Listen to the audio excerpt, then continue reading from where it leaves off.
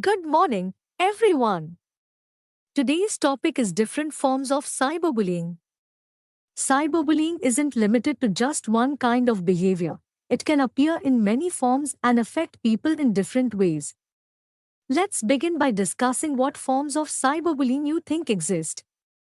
Ria, would you like to start? Ria, sure, ma'am. One common form is harassment, which involves repeatedly sending mean or threatening messages to someone. It can make people feel unsafe, especially when they keep getting these messages. Exactly, Ria. Harassment is one of the most prevalent types of cyberbullying. Piyush, can you share another form? Yes, ma'am. Another form is trolling, where people post offensive comments or jokes to provoke a reaction. Trolls often target public posts to embarrass or annoy people, especially if the person shares a different opinion. Very true, Piyush. Trolling is often used to incite reactions, and it can be quite harmful. Real, would you like to add another form? Sure, ma'am. There's also catfishing, where someone pretends to be someone else online. They may create a fake identity to trick people into sharing personal information, and it can really damage trust and lead to a lot of confusion. Good example, Real.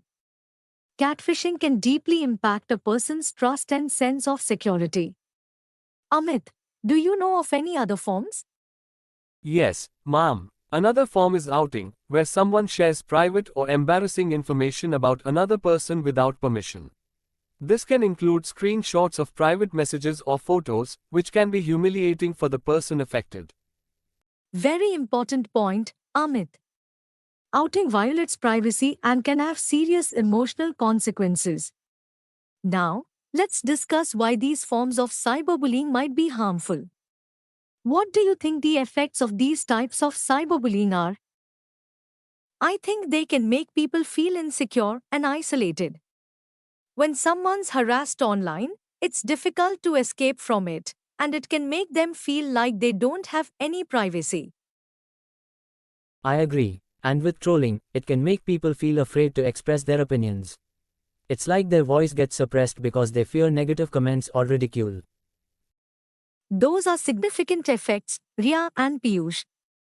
Cyberbullying can lead to isolation and discourage people from being themselves online. Real, what are your thoughts? I think with catfishing, it can cause a lot of confusion and even lead to emotional manipulation. People can end up feeling betrayed or embarrassed when they find out the person they trusted wasn't real. Absolutely, real. Catfishing can harm a person's emotional stability and their ability to trust others online.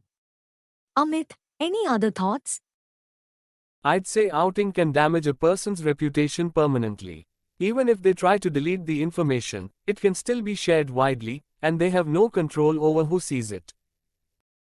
Very true, Amit. Once information is shared publicly, it can be hard to remove. Let's talk about ways to handle these situations. What can someone do if they experience any of these forms of cyberbullying?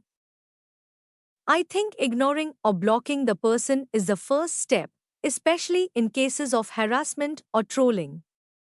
That way, the bully loses their power because they don't get a reaction. Good advice, Ria. Ignoring or blocking can help reduce the bully's influence. Piyush, what would you suggest? Reporting the account or post to the platform is important. Most platforms have options to report cyberbullying or abusive behavior, and they often take action to remove harmful content. Exactly, Piyush. Thank you all for your insightful contributions. Cyberbullying is a serious issue, but by understanding it and taking precautions, we can help create safer online spaces. Wonderful discussion, everyone.